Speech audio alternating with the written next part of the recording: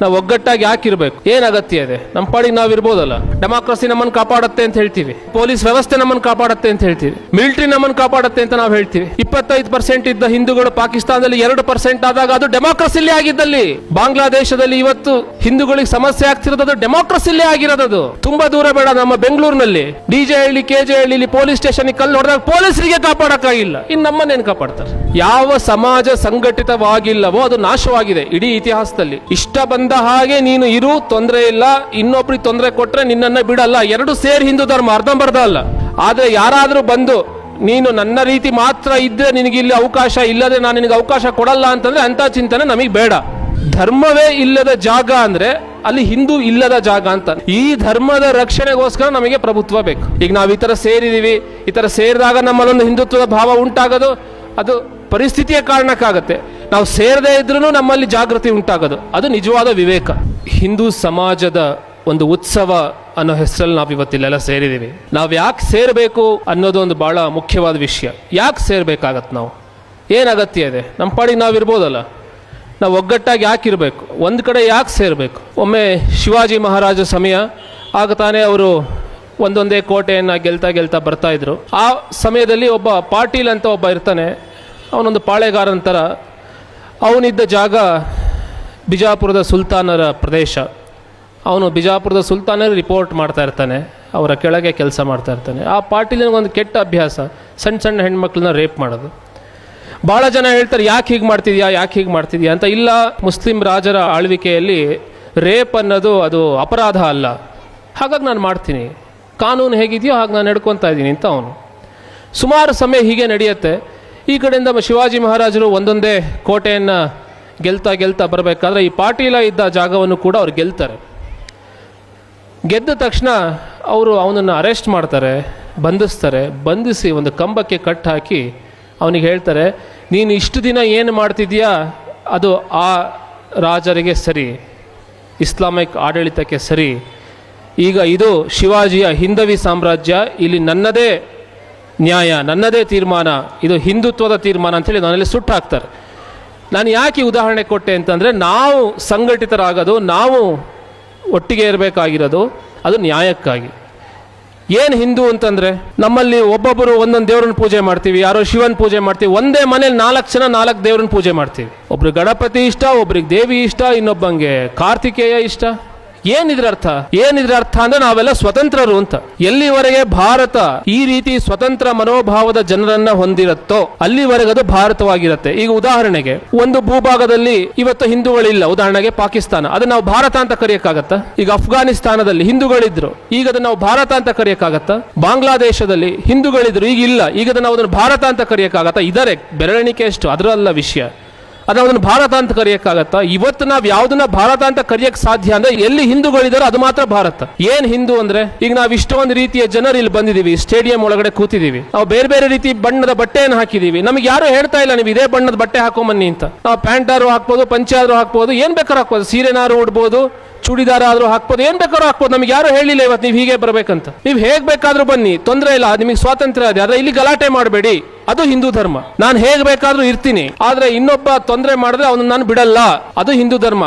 ಕೇವಲ ಸ್ವಾತಂತ್ರ್ಯ ಮಾತ್ರ ಅಲ್ಲ, ಇಷ್ಟ ಬಂದ ಹಾಗೆ ನೀನು ಇರು, ತೊಂದರೆ ಇಲ್ಲ, ಇನ್ನೊಬ್ರಿಗೆ ತೊಂದರೆ ಕೊಟ್ರೆ ನಿನ್ನನ್ನ ಬಿಡಲ್ಲ. ಎರಡು ಸೇರಿ ಹಿಂದೂ ಧರ್ಮ, ಅರ್ಧಂಬರ್ಧ ಅಲ್ಲ. ನಿನ್ಗೆ ಇಷ್ಟ ಬಂದಾಗ ಇರು ಅಂತಂದ್ರೆ ಅವ್ನು ನನಗೆ ತೊಂದರೆ ಮಾಡ್ತಾ ಇರ್ತಾನೆ, ಹೊಡಿತಾ ಇರ್ತಾನೆ, ಗಲಾಟೆ ಮಾಡ್ತಿರ್ತಾನೆ, ಆದ್ರೆ ನಾನು ಸಹಿಸ್ಕೊಂಡಿದ್ದೀನಿ ಅಂದ್ರೆ ಅದು ಹಿಂದೂ ಧರ್ಮ ಅಲ್ಲ, ಅದು ಹೇಳಿತನ. ಹಿಂದೂ ಧರ್ಮ ಯಾವುದು ಅಂತಂದ್ರೆ ನೀನು ಹೇಗೆ ಬೇಕಾದ್ರೂ ಇರು, ತೊಂದರೆ ಇಲ್ಲ, ಅದ ಇನ್ನೊಬ್ರಿಗೆ ನೀನು ತೊಂದರೆ ಮಾಡಬೇಡ. ಹಿಂದೂ ಧರ್ಮ ಅಂದ್ರೆ ಏನಂತಂದ್ರೆ ಕೇವಲ ಅದು ಪೂಜಾ ಪದ್ಧತಿ ಅಲ್ಲ, ಅದು ಪೂಜಾ ಪದ್ಧತಿಯೂ ಹೌದು. ನಾವು ಆಧ್ಯಾತ್ಮದ ದೃಷ್ಟಿಯಿಂದ ನಾವು ನಮ್ಮ ಒಂದು ಶಾಂತಿಯನ್ನು ಕಂಡುಕೊಳ್ಳೋದಕ್ಕೆ ನಾವು ಯಾಕಪ್ಪ ಈ ಭೂಮಿ ಮೇಲೆ ಹುಟ್ಟಿದ್ದೀವಿ ಅನ್ನೋ ಪ್ರಶ್ನೆ ಪ್ರತಿಯೊಬ್ಬ ಮನುಷ್ಯನಿಗೂ ಬಂದೇ ಬರುತ್ತೆ. ಹಾಗೆ ಬಂದಾಗ ಅವನು ಬೇರೆ ರೀತಿಯ ಪೂಜಾ ವಿಧಾನವನ್ನ, ಸಾಧನಾ ಕ್ರಮವನ್ನ ಮಾಡ್ಕೊಂಡಿದ್ದಾನೆ. ಅದು 108 ಇರ್ಬೋದು, ಆ 108ಕ್ಕೂ ನಮ್ಮಲ್ಲಿ ಜಾಗ ಇದೆ. ಆದರೆ ಯಾರಾದರೂ ಬಂದು ನೀನು ನನ್ನ ರೀತಿ ಮಾತ್ರ ಇದ್ದರೆ ನಿನಗೆ ಇಲ್ಲಿ ಅವಕಾಶ, ಇಲ್ಲದೆ ನಾನು ನಿನಗೆ ಅವಕಾಶ ಕೊಡಲ್ಲ ಅಂತಂದ್ರೆ ಅಂಥ ಚಿಂತನೆ ನಮಗೆ ಬೇಡ. ಇದು ಹಿಂದೂ ಧರ್ಮ. ಯಾಕೆ ಇದರ ರಕ್ಷಣೆ ಆಗಬೇಕು ಅಂತಂದ್ರೆ, ಈ ರೀತಿಯ ಒಂದು ಚಿಂತನೆ ಇರುವ ಸಾವಿರಾರು ಲಕ್ಷಾಂತರ ವರ್ಷಗಳಿಂದ ಬದುಕಿ ಬಂದಿರುವ ಒಂದು ಸಮುದಾಯ ಇದು ಒಂದೇ ಇರೋದು, ಇನ್ನೆಲ್ಲೂ ಇಲ್ಲ, ಎಲ್ಲ ಕಡೆ ನಾಶವಾಗಿ ಹೋಗಿದೆ. ಇರಾನಲ್ಲಿ ಇವಾಗ ಅಲ್ಲಿ ಗಲಾಟೆ ಮಾಡ್ತಾ ಇದ್ದಾರೆ, ನಮಗೆ ಸ್ವಾತಂತ್ರ್ಯ ಕೊಡಿ ಅಂತ. ಅಲ್ಲಿ ಯಾರಿದ್ರು ಮುಂಚೆ? ಜೊರಾಸ್ಟ್ರಿಯನ್ಸ್ ಇದ್ರು, ಪ್ರಕೃತಿಯನ್ನು ಆರಾಧನೆ ಮಾಡ್ತಾ ಇದ್ರು, ಸೂರ್ಯನನ್ನು ಆರಾಧನೆ ಮಾಡ್ತಾ ಇದ್ರು. ಈಗ ಜೊರಾಸ್ಟ್ರಿಯನ್ಸ್ ಎಲ್ಲಿದ್ದಾರೆ ಅಂದರೆ ಭಾರತಕ್ಕೆ ಬಂದು ನೋಡ್ಬೇಕು, ಅಲ್ಲವ್ರಿಲ್ಲ. ಯಾರು ಅವ್ರನ್ನ ಕೊಂದ್ರು, ಯಾರು ಅವ್ರನ್ನ ನಾಶ ಮಾಡಿದ್ರು? ಇದೇ ಥರ ನೀವು ಇಡೀ ಯುರೋಪ್ ತಗೊಳ್ಳಿ, ಆಫ್ರಿಕಾ ತಗೊಳ್ಳಿ, ಎಲ್ಲಿ ಸಹಜವಾಗಿ ಪ್ರಕೃತಿಯ ಜೊತೆ ಬದುಕ್ತಾ ಇದ್ರು ಅಲ್ಲಿ ಯಾರು ಅವ್ರು ಇಲ್ಲ, ಸಂಸ್ಕೃತಿಗಳಿಲ್ಲ. ಈಗ ಉಳಿದಿರೋದು ಇಲ್ಲಿ ಮಾತ್ರ. ನಾವು ಆರ್ಗನೈಸ್ಡ್ ಎಫರ್ಟ್, ಅದ್ರ ನಾವು ಈ ರೀತಿ ಒಂದು ಒಟ್ಟಾಗಿ ಸೇರೋದು ಯಾಕೆ ಅಂತಂದ್ರೆ ಅದು ಅನಿವಾರ್ಯತೆ. ನಾವು ನಮ್ಮ ಮನೆಯಲ್ಲಿ ಯಾರೋ ಕಳ್ಳ ಬಂದರೆ ಮನೇಲಿರೋ 4 ಜನನೂ ಹೋಗಿ ಅವನನ್ನು ಹಿಡಿತೀವಿ ತಾನೆ. ಮನೆ ಯಜಮಾನಂಗೆ ಮಾತ್ರ ಹೇಳ್ತೀವ, ಅಪ್ಪ ನೀನು ಹಿಡಿ, ಕಳ್ಳ ನೀ ತಾನೇ ಯಜಮಾನ, ನೀನು ಹಿಡಿ ಅಂತ ನಾವು ಹೇಳ್ತೀವ ಅವನಿಗೆ ಮನೆಗೆ ಕಳ್ಳ ಬಂದರೆ. ದೇಶಕ್ಕೆ ಕಳ್ಳ ಬಂದರೆ ಮತ್ತೆ ನಾವೆಲ್ಲ ಒಟ್ಟಿಗೆ ಆಗ್ಬೇಕಲ್ಲ. ಅದು ಹೆಂಗೆ? ನಾವು ಅವಾಗ ಮಾತ್ರ ಯಾರೋ ಒಬ್ರು ಮಿಲಿಟ್ರಿ, ಅವ್ರು ಯಾರೋ ಪೊಲೀಸು, ಇವ್ರು ಯಾರೋ MLA ಅವ್ರು ನೋಡ್ಲಿ, ಅದು ಹೆಂಗಾಗುತ್ತದ? ಮನೆಗೇನಾದ್ರೂ ಆದರೆ ಎಲ್ಲರೂ ಸೇರಿ ಕೆಲಸ ಮಾಡಬೇಕು, ದೇಶಕ್ಕೆ ಏನಾರು ಆದರೆ ಕೆಲವರು ಮಾತ್ರ ಮಾಡಬೇಕು ಅಂದರೆ ಹೆಂಗೆ? ಆ ರೀತಿ ಕೆಲವರು ಯಾವತ್ತೂ ನಮ್ಮನ್ನು ಕಾಪಾಡೋಕ್ಕಾಗಿಲ್ಲ, ಇತಿಹಾಸದಲ್ಲಿ ಎಲ್ಲೂ ಕಾಪಾಡಿಲ್ಲ. ಕೆಲವರು ಮಾತ್ರ ಎಲ್ಲಿ ಕಾಪಾಡಿದ್ದಾರೆ?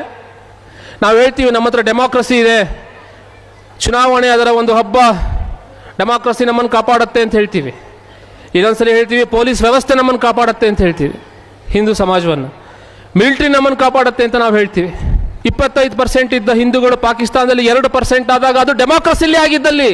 ಬಾಂಗ್ಲಾದೇಶದಲ್ಲಿ ಇವತ್ತು ಹಿಂದೂಗಳಿಗೆ ಸಮಸ್ಯೆ ಆಗ್ತಿರೋದು ಡೆಮಾಕ್ರಸಿಲೇ ಆಗಿರೋದು, ಬೇರೆ ಎಲ್ಲೂ ಬೇಡ. ನಮ್ಮ ಕಾಶ್ಮೀರದಲ್ಲೇ ಹಿಂದೂಗಳನ್ನೆಲ್ಲ ಓಡಿಸಿದ್ರಲ್ಲ, ಅದು ಡೆಮಾಕ್ರಸಿಲೇ ಆಗಿದ್ದು, ಅಲ್ಲಿ ಪೊಲೀಸ್ ಇದ್ರು. ವೆಸ್ಟ್ ಬೆಂಗಾಲಲ್ಲಿ ಇವತ್ತು ಕೂಡ ಸಮಸ್ಯೆ ಆಗ್ತಿದೆಯಲ್ಲ, ಅಲ್ಲಿ ಡೆಮಾಕ್ರಸಿ ಇದೆ, ಅಲ್ಲಿ ಪೊಲೀಸ್ ಇದ್ದಾರೆ, ಅಲ್ಲಿ MLA MP ಗಳಿದ್ದಾರೆ, ಎಲ್ಲರೂ ಇದ್ದಾರೆ ಅಲ್ಲಿ. ಕೇರಳದಲ್ಲೂ ಹಾಗೆ ಆಗ್ತಾ ಇದೆ. ತುಂಬ ದೂರ ಬೇಡ, ನಮ್ಮ ಬೆಂಗಳೂರಿನಲ್ಲಿ DJ ಹಳ್ಳಿ, KJ ಹಳ್ಳಿಲಿ ಪೊಲೀಸ್ ಸ್ಟೇಷನ್ಗೆ ಕಲ್ಲು ಹೊಡೆದಾಗ ಪೊಲೀಸರಿಗೆ ಕಾಪಾಡೋಕ್ಕಾಗಿಲ್ಲ, ಇನ್ನು ನಮ್ಮನ್ನೇನು ಕಾಪಾಡ್ತಾರೆ? ಪ್ರಯತ್ನ ಮಾಡ್ತಾರೆ. ಅವರು ಮನುಷ್ಯರು, ಅವರೇನು ಏಲಿಯನ್ಸ್? ಅವರು ಹಿಂದೂಗಳನ್ನ ಕಾಪಾಡೋ ಜವಾಬ್ದಾರಿನ ನಾವು ಯಾರಿಗೊಬ್ರಿಗೆ ವಹಿಸ್ಕೊಟ್ರೆ ಅವ್ರೇನು ಏಲಿಯನ್ಸ್? ಅವರು ಅಲ್ಲಿಂದ ಕಾಪಾಡಕ್ಕೆ ಅವರು ನಮ್ಮ ಥರನೇ. MLA ಮನೆ ಸುಟ್ಟಾಕಿದ್ರು, ಯಾವ ಡೆಮಾಕ್ರಸಿ ಕಾಪಾಡ್ತು? ಯಾವ ಪೊಲೀಸ್ ಅವ್ರಿಗೆ ಕಾಪಾಡಕ್ಕಾಯ್ತು? ಯಾರಿಗೆ ಕಾಪಾಡಕ್ಕಾಯ್ತು? MLA ಮನೆ ಸುಟ್ಟಾಕ್ಬಿಟ್ರಲ್ಲ, ಅಖಂಡ ಶ್ರೀನಿವಾಸ್ ಪೂಜಾರಿ ಅವ್ರ ಮನೆಯನ್ನ ಯಾರು ಕಾಪಾಡಿದ್ರು? ಹಿಂದೂಗಳು ಒಗ್ಗಟ್ಟಾಗಿ ಇರಬೇಕಾಗಿರೋ ಅನಿವಾರ್ಯತೆ ಇರೋದು ನಾವು ಧರ್ಮದಿಂದ ಬದುಕಕ್ಕೆ ಹೊರತು ಬೇರೆ ಯಾವುದಕ್ಕೂ ಅಲ್ಲ. ಅದು ಉಳಿಬೇಕಂದ್ರೆ ನಾವು ಒಗ್ಗಟ್ಟಾಗ್ಲೇಬೇಕು. ಎಷ್ಟೋ ಸಾರಿ ಅನ್ಸುತ್ತೆ ನಾವೆಲ್ಲ ಒಂದಿದೀವಿ, ನಾವು ಹಿಂದೂ, ನಾವೆಲ್ಲ ಒಂದು ಅನ್ನೋದೆಲ್ಲ ಒಂದು ಆರ್ಟಿಫಿಷಿಯಲ್ ಚಿಂತನೆ, ಅದು ಕೃತಕವಾಗಿರೋದು, ಏನೋ ಒಂದು ಚುನಾವಣೆ ಗೆಲ್ಲೋದಿಕ್ಕೆಲ್ಲ ಮಾಡಿರೋ ಪ್ಲಾನ್ ಅಂತ ಕೆಲವರು ಹೇಳ್ತಾರೆ. ನಮ್ಮೆಲ್ಲರ DNA ಈ ದೇಶದ್ದೇ. ಇಲ್ಲಿ ಆರ್ಯ ದ್ರಾವಿಡ ಅಂತ ಬಹಳ ಒಡೆಯೋ ಪ್ರಯತ್ನ ಮಾಡಿದ್ರು. ವಿವೇಕಾನಂದ್ರ ಅವಾಗಲೇ ಹೇಳಿದ್ರು ಆರ್ಯ ದ್ರಾವಿಡ ಅಂತೆಲ್ಲ ಏನು ಕತೆ ಕಟ್ತಿದ್ದಾರೆ ಅದೆಲ್ಲ ಸುಳ್ಳು, ನಂಬಬೇಡಿ ಅಂತ. ಅರೆ ನಾವು ನಂಬುದ್ವಿ. ಅಂಬೇಡ್ಕರ್ ಹೇಳಿದ್ರು ಇಲ್ಲಿ ಯಾರೋ ಒಬ್ಬ ಬ್ರಾಹ್ಮಣನನ್ನ ನೀವು ಆರ್ಯ ಅಂತ ಹೇಳಿ, ಒಬ್ಬ ದಲಿತನನ್ನ ನೀವು ದ್ರಾವಿಡ ಅಂದ್ರೆ ದಲಿತನು ಆರ್ಯನೇ, ಆರ್ಯ ದ್ರಾವಿಡ ಅಂತ ಬೇರೆ ಬೇರೆ ಇಲ್ಲ ಅಂತ ಹೇಳಿದ್ರು ಅಂಬೇಡ್ಕರ್. ನಾವು ಅದನ್ನು ನಂಬಲಿಲ್ಲ. ಈ ಕೊನೆಗೆಲ್ಲ ಸೈಂಟಿಫಿಕ್ ರಿಸರ್ಚ್ಗಳೆಲ್ಲ ಹೇಳ್ತಾ ಇದೆ ಆರ್ಯ ದ್ರಾವಿಡ ಅನ್ನೋದು ಬೇರೆ ಬೇರೆ ಇಲ್ಲ, ಹೊರಗಿಂದ ಬಂದವರು ಒಳಗಿರಿಂದ ಬಂದವರು ಅಂತ ಏನಿಲ್ಲ, ಇಲ್ಲಿರೋ ಎಲ್ಲ ಜನರ DNA ಇರೋದು ಇದೇ ಭೂಮಿದು, ನಾವೆಲ್ಲ ಒಂದೇ ಅಂತ ಹೇಳ್ತಾ ಇದ್ದಾರೆ. ಸೊ ನಾವೆಲ್ಲ ಹಿಂದೂ, ನಾವೆಲ್ಲ ಒಂದು ಅನ್ನೋದು ಅದು ಯಾವುದೋ ಒಂದು ಕಾಲ್ಪನಿಕ ಕೃತಕ ಹೇಳಿಕೆ ಅಲ್ಲ, ಅದು ಅಕ್ಷರಶಃ ವೈಜ್ಞಾನಿಕವಾಗಿರೋದು. ಸೊ ಈ ರೀತಿಯ ಒಂದು ಸಮುದಾಯವನ್ನ ಧರ್ಮಕ್ಕೋಸ್ಕರ, ಧರ್ಮ ಅಂದ್ರೆ ಎಲ್ಲರೂ ಸ್ವತಂತ್ರವಾಗಿ ಬದುಕಬೇಕು ಅನ್ನೋ ಉದ್ದೇಶಕ್ಕೋಸ್ಕರ ನಾವು ಸಂಘಟಿಸೋದು ಅದು ಅನಿವಾರ್ಯತೆ. ಯಾರನ್ನ MP ಮಾಡೋಕ್ಕೋಸ್ಕರ, ಯಾರನ್ನ MLA ಮಾಡೋಕ್ಕೋಸ್ಕರ ಅಲ್ಲ. ಪ್ರಭುತ್ವ ಅನ್ನೋದು ಧರ್ಮದ ರಕ್ಷಣೆಗೋಸ್ಕರ ಇರೋದು. ನಮ್ಮಲ್ಲಿ ಬಹಳ ಪ್ರಸಿದ್ಧವಾದ ಒಂದು ಹೇಳಿಕೆ ಇದೆ ಚಾಣಕ್ಯಂದು, ಧರ್ಮಸ್ಯ ಮೂಲ ಅರ್ಥ, ಅರ್ಥಸ್ಯ ಮೂಲ ರಾಜ್ಯ ಅಂತ, ರಾಜ್ಯಸ್ಯ ಮೂಲ ಇಂದ್ರಿಯ ನಿಗ್ರಹ ಅಂತ. ನಾವು ಧರ್ಮವನ್ನು ಸ್ಥಾಪನೆ ಮಾಡ್ಬೇಕಂತಂದ್ರೆ ಅರ್ಥ ಅಂದ್ರೆ ಬರೀ ಹಣ ಅಲ್ಲ, ಹಣವೂ ಸೇರಿದಂತೆ ಎಲ್ಲ ರೀತಿ ಚಟುವಟಿಕೆ. ನಾವು ನಮ್ಮ ಮಕ್ಕಳನ್ನ ಸಂಗೀತ ಕ್ಲಾಸಿಗೆ ಕಳಿಸ್ತೀವಿ, ಅದು ಅರ್ಥ, ಅದು ಚಟುವಟಿಕೆ. ನಮ್ಮ ಸಂಸ್ಕೃತಿಗೆ ಸಂಬಂಧಪಟ್ಟ ಆಕ್ಟಿವಿಟೀಸ್ ನಾವಿಲ್ಲಿ ಸೇರಿದ್ದೀವಿ, ಇಲ್ಲೆಲ್ಲ ಉತ್ಸವ ಆಗತ್ತೆ, ಇಲ್ಲೆಲ್ಲ ತೇರು ಎಳಿತಾರೆ, ಇವೆಲ್ಲ ಅರ್ಥ, ಚಟುವಟಿಕೆ, ಅದು ಬೇಕು. ಅದರಿಂದ ಧರ್ಮ. ಅದು ಈ ಚಟುವಟಿಕೆ ಹೇಗೆ ನಡೆಯುತ್ತೆ? ಚಟುವಟಿಕೆ ರಾಜ್ಯದಿಂದ ನಡೆಯುತ್ತೆ. ರಾಜ್ಯ ಅಂದ್ರೆ ನಮಗೊಂದು ಕಂಟ್ರೋಲ್ ಇರಬೇಕಲ್ಲ. ಈಗ ನಾಳೆ ನೀವು ಇಲ್ಲಿ ಹೆಂಗೆ ಇಲ್ಲಿ ಒಳಗಡೆ ಹೆಂಗ್ ಬಂದ್ರಿ ಅಂತ ಹೇಳಿ ಇಲ್ಲಿ ಯಾರು ಬಂದು ನಮಗೆ ಹೊಡೆದು ಬಿಟ್ರೆ, ಹೊಡಿಬಾರ್ದು ಅನ್ನೋ ಕಾರಣಕ್ಕೆ ನಮಗೆ ಪ್ರಭುತ್ವ ಬೇಕು. ಪ್ರಭುತ್ವ ಅನ್ನೋದು ಎಂಜಾಯ್ಮೆಂಟ್ ಪ್ಲೇಸ್ ಅಲ್ಲ, ಅದು ಖುಷಿ ಪಡಕ್ಕಲ್ಲ. ಅದು ಹಿಂದೂ ಚಿಂತನೆಯಲ್ಲಿ ಪ್ರಭುತ್ವ ಯಾಕೆ ಬೇಕು ಅಂತಂದ್ರೆ ಧರ್ಮದ ಸ್ಥಾಪನೆಗೋಸ್ಕರ. ಪ್ರಭುತ್ವದಿಂದ ಆಕ್ಟಿವಿಟಿ ಆಗುತ್ತೆ, ರಿಸೋರ್ಸ್ ಬರುತ್ತೆ, ಆ ರಿಸೋರ್ಸ್ ಇಂದ ಧರ್ಮ ಸ್ಥಾಪನೆ ಆಗುತ್ತೆ. ಧರ್ಮವೇ ಇಲ್ಲದ ಜಾಗ ಅಂದ್ರೆ ಅಲ್ಲಿ ಹಿಂದೂ ಇಲ್ಲದ ಜಾಗ ಅಂತ. ನಾವು ಧರ್ಮ ಬೇರೆ ಹಿಂದೂ ಬೇರೆ ಏನೇನೋ ನಮ್ಮಲ್ಲಿ ತಲೆಯಲ್ಲಿ 108 ಯೋಚನೆಗಳಿರುತ್ತೆ. ಎಲ್ಲ ಈ ಮಾಡರ್ನ್ ಕಮ್ಯುನಿಸ್ಟ್ ಚಿಂತನೆಯ ಪ್ರಭಾವಕ್ಕೆ ಬಿದ್ದು ಸೆಮೆಟಿಕ್ ಚಿಂತನೆಗಳಿಂದಾಗಿ ನಾವು ಈ ಧರ್ಮ ಅಂದ್ರೆ ಏನು, ರಿಲಿಜನ್ ಅಂದ್ರೆ ಏನು, ಒಂದಕ್ಕೊಂದು ಎಲ್ಲ ಮೊಸರನ್ನ ಚಿತ್ರನ ಮಾಡಿ ನಾವೇ ಅದ್ರ ಬಲಿಪಶುಗಳಾಗ್ಬಿಟ್ಟಿದ್ದೀವಿ. ರಿಲಿಜನ್ ಅಂದರೆ ಏನು? ಒಂದು ದೇವರು, ಒಂದು ಪುಸ್ತಕ, ನೀವು ಹಂಗೆ ಹೇಳಿದ್ದು ನಾನು ಹೇಳಿದ್ದು ನೀವು ಕೇಳಲಿಲ್ಲ ಅಂತಂದರೆ ಮುಗೀತು ನಿನ್ನ ಕತೆ. ಅದು ರಿಲಿಜನ್. ಧರ್ಮ ಅಂದರೆ ಏನು? ಅವಾಗಲೇ ಹೇಳಿದೆ, ಸ್ವಾತಂತ್ರ್ಯ. ಈ ಧರ್ಮದ ರಕ್ಷಣೆಗೋಸ್ಕರ ನಮಗೆ ಪ್ರಭುತ್ವ ಬೇಕು. ಯಾವ ಸಮಾಜ ಸಂಘಟಿತವಾಗಿಲ್ಲವೋ ಅದು ನಾಶವಾಗಿದೆ ಇಡೀ ಇತಿಹಾಸದಲ್ಲಿ. ಒಂದು ಉದಾಹರಣೆನಾದರೂ ನಾವು ನೋಡಿದ್ರೆ ನಮಗೆ ಸಿಗತ್ತಾ? ಇವರು ಸಂಘಟಿತರಾಗಿಲ್ಲ ಆದರೂ ನಾಶವಾಗಿಲ್ಲ ಅಂತ ಒಂದು ಉದಾಹರಣೆ ಎಲ್ಲಾದರೂ ನಾವು ನೋಡಿದೀವ? ಎಲ್ಲೂ ನಾವು ನೋಡೋಕ್ಕಾಗಿಲ್ಲ ಇಲ್ಲಿವರೆಗೆ. ಹಿಂದೂ ಧರ್ಮ ಅನ್ನೋದು ಅತ್ಯಂತ ಸೌಮ್ಯ, ಅತ್ಯಂತ ಸಹಜವಾದ ಒಂದು ಧರ್ಮ. ನಾವು ಇದನ್ನು ಕಾಪಾಡೋದು ಅಂದ ತಕ್ಷಣ ಮತ್ತೊಮ್ಮೆ ಎಷ್ಟೋ ಸಾರಿ ದೇವಸ್ಥಾನಕ್ಕೆ ಹೋಗೋದೇ ಹಿಂದೂ ಧರ್ಮದ ರಕ್ಷಣೆ ಅಂತ ಆಗುತ್ತೆ. ನಮ್ಮ ಪರಿಸರವನ್ನು ನಾವು ಕಾಪಾಡಬೇಕು. ನಾವು ಎಷ್ಟು ಜನ ಖಾದಿಯನ್ನು ಉಪಯೋಗಿಸೋಕ್ಕಾಗ್ತೀವಿ? ನಮಗೆ ಮಾಡ್ತಾ ಇದ್ದೀವಿ ನಾವು. ನಮಗೆಲ್ರಿಗೂ ಗೊತ್ತಾ ಇದೆ, ನಾವು ಈ ನೈಲಾನು, ಪಾಲಿಸ್ಟರ್, ನಾನು ಯಾಕೆ ಉದಾಹರಣೆ ಕೊಡ್ತಾ ಇದ್ದೀನಿ ಅಂದರೆ ಧರ್ಮ ಅನ್ನೋದು ಜೀವನ. ಅದು ನಮ್ಮ ಜೀವನ ಬೇರೆ, ಧರ್ಮ ಬೇರೆ ಅಲ್ಲ. ಡಾಕ್ಟರ್ ಕೇಶವ ಬಲಿರಾಮ ಹೆಡ್ಗೇವಾರ್ ಅವರು ಹೇಳ್ತಾರೆ, ತತ್ವ ಅನ್ನೋದು ಯಾವುದು ಅಂತಂದ್ರೆ ಯಾವುದನ್ನು ಆಚರಿಸಲು ಸಾಧ್ಯವೋ ಅದು ಮಾತ್ರ ತತ್ವ. ಆಚರಿಸೋಕ್ಕೆ ಸಾಧ್ಯ ಇಲ್ಲದೆ ಇರುವಂಥದ್ದು ಅದು ಫಿಲಾಸಫಿ ಆಗಕ್ಕೆ ಸಾಧ್ಯನೇ ಇಲ್ಲ.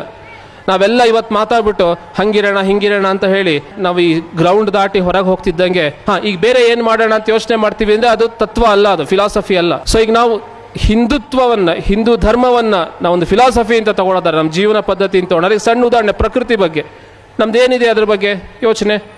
ನಾವು ಹೇಳ್ತೀವಿ ಪ್ರಕೃತಿ ಚೆನ್ನಾಗಿರಬೇಕು. ಇವತ್ತು ನಮ್ಮ ಆಹಾರದಲ್ಲಿ, ನೀರಲ್ಲಿ ಎಲ್ಲ ಕಡೆ ಮೈಕ್ರೋ ಪ್ಲಾಸ್ಟಿಕ್ ಇದೆ ಅಂತ ಹೇಳ್ತೀವಿ. ನಾವು ಬಳಸೋ ಬಟ್ಟೆ ಮೈಕ್ರೋ ಪ್ಲಾಸ್ಟಿಕ್ ಎಷ್ಟು ಪ್ರೊಡ್ಯೂಸ್ ಮಾಡ್ತಿದೆ ಅಂತ ನಾವೇನಾದ್ರು ಯೋಚನೆ ಮಾಡ್ತೀವ? ಇವಾಗ ನಾವು ಒಂದು ನೈಲಾನ್ ಬಟ್ಟೆ ತೊಡ್ತೀವಿ, ಪಾಲಿಸ್ಟರ್ ಬಟ್ಟೆ ತೊಡ್ತೀವಿ. ಒಂದು ಸಲ ಅದನ್ನು ತೊಳೆದ್ರೆ ಲಕ್ಷಾಂತರ ಮೈಕ್ರೋ ಪ್ಲಾಸ್ಟಿಕ್ಗಳು ನೀರಿನ ಮೂಲಕ ಭೂಮಿಗೆ ಹೋಗುತ್ತೆ. ಆ ಮೂಲಕ ಮತ್ತೆ ನಮಗೆ ಆಹಾರದಲ್ಲಿ ಬರುತ್ತೆ. ಅದೇ ನಾವು ಖಾದಿಯನ್ನು ನಾವು ತೊಟ್ಟರೆ ಅದು ಮಣ್ಣಾಗಿ ಹೋಗುತ್ತೆ ನೀರಿಗೆ ಬಿದ್ದ ತಕ್ಷಣ.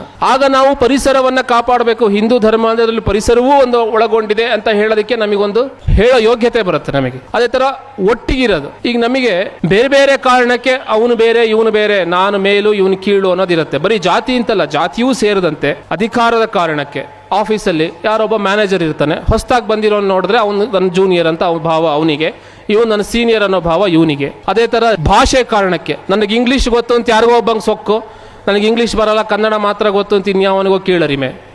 ಇನ್ಯಾರಿಗೋ ದುಡ್ಡಿದೆ ಅಂತ ಸೊಕ್ಕು, ಇನ್ಯಾರಿಗೋ ನಂತರ ದುಡ್ಡಿಲ್ಲ ಅನ್ನೋ ಕೀಳರಿಮೆ. ಈ ನಾನು ಮತ್ತೆ ಇನ್ನೊಬ್ಬ ಬೇರೆ ಬೇರೆ ಅನ್ನೋದು ಸಮಾಜದಲ್ಲಿ ಹೋಲಿಕೆಯಿಂದ ಶುರುವಾಗುತ್ತೆ. ಹೋಲಿಕೆಯಿಂದ ಅದು ಜಾತಿಯಲ್ಲೂ ಇದೆ, ಜಾತಿಯ ಕಾರಣಕ್ಕೂ ಇದೆ. ನಾವೇನು ಮಾಡ್ತಾ ಇದ್ದೀವಿ? ಏನೇನೋ ಟ್ರೈ ಮಾಡ್ತೀವಿ, ಏನೇನೋ ಪ್ರಯತ್ನ ಮಾಡ್ತೀವಿ ಅದನ್ನು ಸರಿ ಮಾಡೋದಕ್ಕೆ. ಅದು ಸರಿ ಆಗಲ್ಲ. ಯಾಕೆ ಅಂದ್ರೆ ತಾರತಮ್ಯ ಅನ್ನೋದೇನಿದೆ, ಭಾಷೆ ಕಾರಣಕ್ಕೋ, ಹಣದ ಕಾರಣಕ್ಕೋ, ಜಾತಿ ಕಾರಣಕ್ಕೋ, ಸ್ಥಾನದ ಕಾರಣಕ್ಕೋ, ಅದು ಸ್ಟವ್ ಮೇಲಿರೋ ಹಾಲಿದ್ದಂಗೆ ಕುದಿತಾ ಕುದಿತಾ ಮೇಲೆ ಬರುತ್ತೆ, ಹಾಲು ಉಕ್ಕತ್ತೆ. ಏನು ಮಾಡ್ತಾರೆ ತಾಯಂದ್ರು? ಒಂದು ಸ್ವಲ್ಪ ಹಿಂಗೆ ನೀರು ಹಾಕ್ತಾರೆ, ಅದು ಕೆಳಗೆ ಹೋಗುತ್ತೆ. 10-15 ಸೆಕೆಂಡ್ ಆದಾಗೆ ಮತ್ತೆ ಮೇಲೆ ಬರುತ್ತೆ, ಒಂದು ಸ್ವಲ್ಪ ತಾಕು ಮತ್ತೆ ನೀರು ಹಾಕ್ತಾರೆ, ಮತ್ತೆ ಕೆಳಗೆ ಹೋಗುತ್ತೆ. ಈ ತಾರತಮ್ಯದ ವಿರುದ್ಧ ನಾವೇನೇನು ಹೋರಾಟ ಮಾಡ್ತೀವಿ, ಕೆಲಸ ಮಾಡ್ತೀವಿ, ಇದೆಲ್ಲ ಸ್ಟವ್ ಮೇಲೆ ಉಕ್ತಾ ಇರೋ ಹಾಲಿದ್ದಂಗೆ. ಅದಕ್ಕೆ ನಾವು ನೀರು ಹಾಕ್ದಂಗೆ ಚೂರು. ಆ ಸ್ಟವ್ನ ಆಫ್ ಮಾಡ್ಬೇಕಲ್ಲ, ಅದೇ ಅಧ್ಯಾತ್ಮ. ಆ ಸ್ಟವ್ನ ಆಫ್ ಮಾಡೋದೇನಿದೆ, ಆ ಅಧ್ಯಾತ್ಮ ಏನಿದೆ, ಅದರಲ್ಲಿ ನಮಗೆ ಅರಿವು ಉಂಟಾದ್ರೆ, ಜಾಗೃತಿ ಉಂಟಾದ್ರೆ ನಮಗೆ ಅವನು ನಾನು ಬೇರೆ ಅಂತ ಅನ್ಸಲ್ಲ. ನಾನು ಅವನು ಬೇರೆ ಯಾವುದ್ರಲ್ಲಿ ಅಂತಂದ್ರೆ ಆಹಾರದಲ್ಲಿದ್ದೀವಿ, ಬಟ್ಟೆಯಲ್ಲಿದ್ದೀವಿ. ಆದರೆ ವ್ಯಕ್ತಿಯಾಗಿ ಚೇತನವಾಗಿ ನಾನು ಅವನು ಒಂದೇ ಅನ್ನೋದನ್ನ ಹೇಳ್ಕೊಡೋದು ನಮಗೆ ಅಧ್ಯಾತ್ಮ ಮಾತ್ರ. ಈ ಅಧ್ಯಾತ್ಮವನ್ನ ನಾವು ರೂಢಿಸ್ಕೊಬೇಕು. ನಾವು ದೇವಸ್ಥಾನಕ್ಕೆ ಹೋಗ್ತೀವಿ, ಏನೋ ಒಂದು ಆಸೆ ಇಟ್ಕೊಂಡು ಹೋಗ್ತೀವಿ. ಹೆಚ್ಚಿನ ಜನ ಮಗನ ಕೆಲಸ ಸಿಗ್ಲಿ ಅಂತನೋ, ಮಗಳಿಗೆ ಮಗು ಆಗಲಿ ಅಂತನೋ, ನನ್ನ ಆರೋಗ್ಯ ಸರಿ ಆಗಲಿ ಅಂತನೋ, ಒಳ್ಳೆ ಶಾಲೆಯಲ್ಲಿ ಕಾಲೇಜಲ್ಲಿ ಸೀಟ್ ಸಿಗಲಿ ಅಂತನೋ ಏನೇನೋ ಆಸೆಗಳನ್ನು ಇಟ್ಕೊಂಡು ಹೋಗ್ತೀವಿ. ಆದರೆ ಯಾವಾಗ ಸತ್ಯದ ಅಧ್ಯಾತ್ಮದ ದೃಷ್ಟಿಯಿಂದ ನಾವು ಇವೆಲ್ಲವನ್ನು ನೋಡೋಕೆ ಶುರು ಮಾಡ್ತೀವಿ, ಆಗ ನಮ್ಮಲ್ಲಿ ಭೇದ ಭಾವ ಬರಲ್ಲ. ನನಗೇನೋ ಇವನಿಗಿಂತ ಹೆಚ್ಚು ಗೊತ್ತಿದೆ ಅನ್ನೋದೇ ಒಂದು ಮೊದಲನೇ ತಪ್ಪು. ಅದು ಹೆಂಗೆ ಗೊತ್ತಿರೋಕ್ಕೆ ಸಾಧ್ಯ? ಈಗ ಉದಾಹರಣೆಗೆ ಕ್ಲಾಸಲ್ಲಿ ಇಬ್ಬರಿದ್ದಾರೆ, ಒಬ್ಬ ಚೆನ್ನಾಗಿ ಮಾರ್ಕ್ಸ್ ತೆಗಿತಾ ಇರ್ತಾನೆ, ಇನ್ನೊಬ್ಬ ಅವನಿಗಿಂತ ಸ್ವಲ್ಪ ಮಾರ್ಕ್ಸ್ ತೆಗಿತಾ ಇರ್ತಾನೆ. ಆ ಚೆನ್ನಾಗಿ ಮಾರ್ಕ್ಸ್ ತೆಗಿತಿರೋನಿಗೆ ಇವನಿಗಿಂತ ನನಗೇನೋ ಗೊತ್ತು ಅನ್ನೋ ಭ್ರಮೆ ಇದೆಯಲ್ಲ, ಬುದ್ಧಿವಂತ ಅಂತ. ಅದರ ಆಧಾರ ಏನು? ಅವನಿಗಿಂತ ಇವನಿಗೆ ಹೆಚ್ಚು ಇನ್ಫಾರ್ಮೇಷನ್ ಗೊತ್ತಿದೆ. ಈಗ ಉದಾಹರಣೆಗೆ ಈ ಮೈಕ್ ಕೆಟ್ಟೋಯ್ತು, ನಾನು ಹೇಳ್ತೀನಿ ಟೆಕ್ನಿಷಿಯನ್ಗೆ ಇದನ್ನು ಸರಿ ಮಾಡಿ, ಇದನ್ನು ಚೂರು ಸರಿ ಮಾಡಿ ಅಂತ. ಅವ್ರು ಬಂದು ಸರಿ ಮಾಡ್ತಾರೆ. ಅವರಿಗೆ ಇದಕ್ಕೆ ನನಗೂ ಅವ್ರಿಗೂ ಏನು ವ್ಯತ್ಯಾಸ ಅಂದರೆ, ಈ ಮೈಕಿನ ವಿಷಯದಲ್ಲಿ ಅವರಿಗಿಂತ ನನಗೆ ಹೆಚ್ಚು ಇನ್ಫಾರ್ಮೇಷನ್ ಇದೆ. ಒಬ್ಬರಿಗೆ ಜಾಸ್ತಿ ಇನ್ಫಾರ್ಮೇಷನ್ ಇದೆ, ಒಬ್ಬರ ಹತ್ರ ಜಾಸ್ತಿ ಏನೋ ಒಂದು ಸಂಗತಿ ಇದೆ, ವಸ್ತು ಇದೆ ಅನ್ನೋ ಕಾರಣಕ್ಕೆ ಆ ವ್ಯಕ್ತಿ ವಿಶೇಷ ಅಲ್ಲ. ಇದನ್ನ ನಾವು ಅರ್ಥ ಮಾಡ್ಕೊಬೇಕು. ನಾವು ಮೂಲದಲ್ಲಿ ಒಂದೇ ಇದೀವಲ್ಲ, ಈ ಭಾವ ಹಿಂದೂಗಳಲ್ಲಿ ಬರಬೇಕು. ಆ ಮೂಲ ಭಾವ ಯಾವುದು ಅಂತಂದ್ರೆ ಅದೇ ಧರ್ಮ, ಅದೇ ನಮ್ಮಲ್ಲಿರೋ ಚೇತನದ ವಿಷಯ. ಅಂದ್ರೆ ನಾವೆಲ್ಲ ಒಂದೇ ಇದೀವಿ, ನಾವೆಲ್ಲ ಒಟ್ಟಿಗೆ ಇರಬೇಕು, ಸಹಬಾಳ್ವೆ ಇರಬೇಕು ಅನ್ನೋದೇ ಆ ಮೂಲ ವಿಷಯ. ಆ ಮೂಲ ವಿಷಯನ ಹೇಳೋದಕ್ಕೋಸ್ಕರನೇ ನಾವು ಪದೇ ಪದೇ ಈ ಥರ ಸೇರ್ತಾ ಇರಬೇಕಾಗತ್ತೆ. ಆಕ್ಟಿವಿಟಿ ಇದ್ರೇನೆ ನಾವು ಒಂದಾಗಿರಕ್ಕೆ ಸಾಧ್ಯ. ಇನ್ನೊಂದು ಮುಂದಿನ ಹಂತ ಇದೆ, ನಾವು ಸೇರದೇ ಇದ್ರೂ ನಮ್ಮಲ್ಲಿ ಜಾಗೃತಿ ಉಂಟಾಗೋದು, ಅದು ನಿಜವಾದ ವಿವೇಕ. ಈಗ ನಾವು ಈ ಥರ ಸೇರಿದ್ದೀವಿ, ಈ ಥರ ಸೇರಿದಾಗ ನಮ್ಮಲ್ಲೊಂದು ಹಿಂದುತ್ವದ ಭಾವ ಉಂಟಾಗೋದು ಅದು ಪರಿಸ್ಥಿತಿಯ ಕಾರಣಕ್ಕಾಗತ್ತೆ. ಭಾವನೆಯ ಕಾರಣಕ್ಕಾಗತ್ತೆ. ನಾವಿಲ್ಲಿಗೆ ಬರದೇ ಇದ್ರೂ ಕೂಡ ನಾವು ಈ ಭಾವದಲ್ಲೇ ಇರಬೇಕಂದ್ರೆ ಅದಕ್ಕೊಂದು ವಿವೇಕ ಬೇಕು. ಆ ವಿವೇಕ ಈ ಹಿಂದೂ ಸಮಾಜೋತ್ಸವ ನಮ್ಮೆಲ್ಲರಿಗೂ ಕೊಡಲಿ. ಮತ್ತು ನಾವೆಲ್ಲ ಹಿಂದೂಗಳು ಒಟ್ಟಾಗಿದ್ದರೆ ಮಾತ್ರ ನಮಗೆ ನ್ಯಾಯ ಸಿಗಕ್ಕೆ ಸಾಧ್ಯ. ನ್ಯಾಯ ಅಂದರೆ ಈ ಧರ್ಮದ ರಕ್ಷಣೆ ಸಾಧ್ಯ. ಈ ಧರ್ಮದ ರಕ್ಷಣೆಗೋಸ್ಕರ ನಾವು